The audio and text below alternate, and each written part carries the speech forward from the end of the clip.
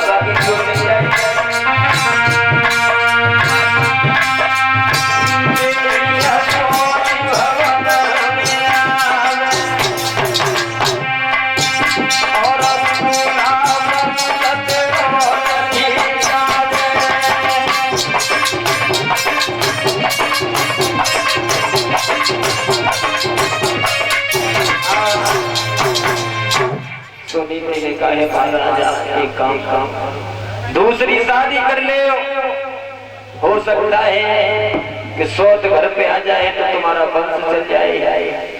आज जैसे ही महाराज के कानों में आवाज गई है सुनी थी कि कहने लगी दूसरी शादी। अरे रानी तुम्हें नहीं मालूम है, आपने सौत का नाम तो ले लिया मगर सौत का लपड़ा नहीं देखा होगा। महाराज बात कहने लगे रानी ये तुम क्या कह रही हो दूसरी शादी? अरे ऐसा नहीं हो सकता है। रानी आंखों में नींद भर के बोली है महाराज आप ऐसा ही करो और शादी तुम्हारी दूसरी हो जाएगी तो हो सकता है तुम्हारा वंश आगे क्यों चल जाए। आज महाराज बात कहने लगे रानी मेरी बात तुमने सौत का नाम तो ले लिया मगर सौत का लपड़ा नहीं लिया। और क्या क्या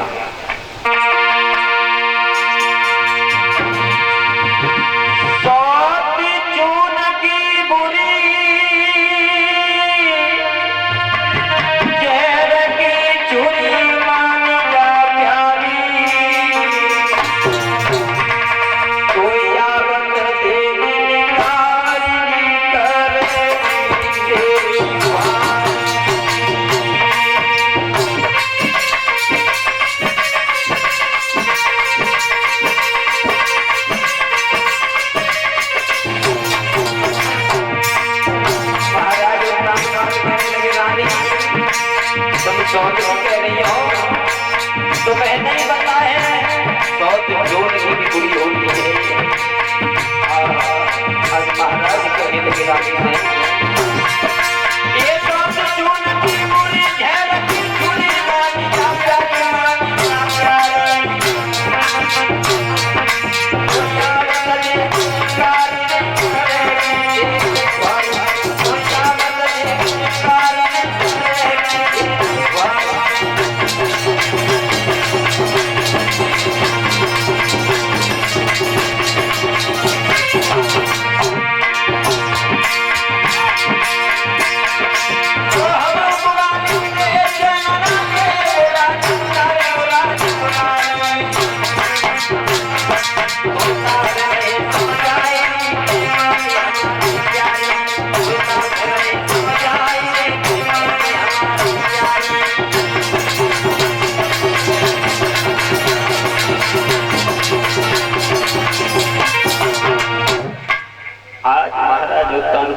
लगी रानी से रानी रानी तुम्हें नहीं मालूम तुमने सौत का नाम तो ले लिया मगर सौत का लपड़ा नहीं देखा होगा।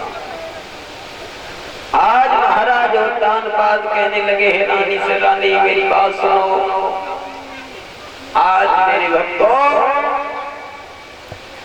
महाराज उत्तानपाद दुखी होकर के कहने लगे रानी रानी आप दूसरी शादी की कह रही हो मैं ऐसा नहीं कर सकता हूँ। मैं जंगल में जाऊंगा तपस्या करने के लिए मगर मैं शादी नहीं कर सकता हूँ। आज मेरे भाई बताओ जैसे ही उत्तानपाद महाराज ने रानी सुनीति से कहा सुनीति मेरी बात सुनो एक काम करो। और उत्तानपाद महाराज दुखी होकर के कहने लगे रानी सुनीति से सुनीति सुनो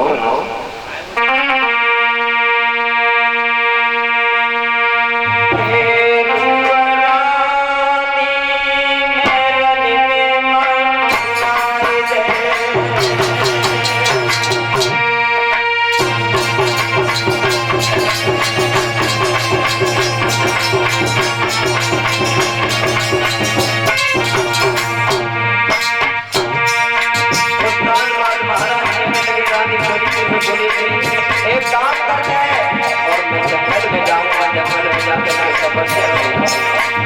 एक काम करते हैं मेरी भी केरी मंगवानी और मैं जाकर के जंगल में तपस्या करूंगा।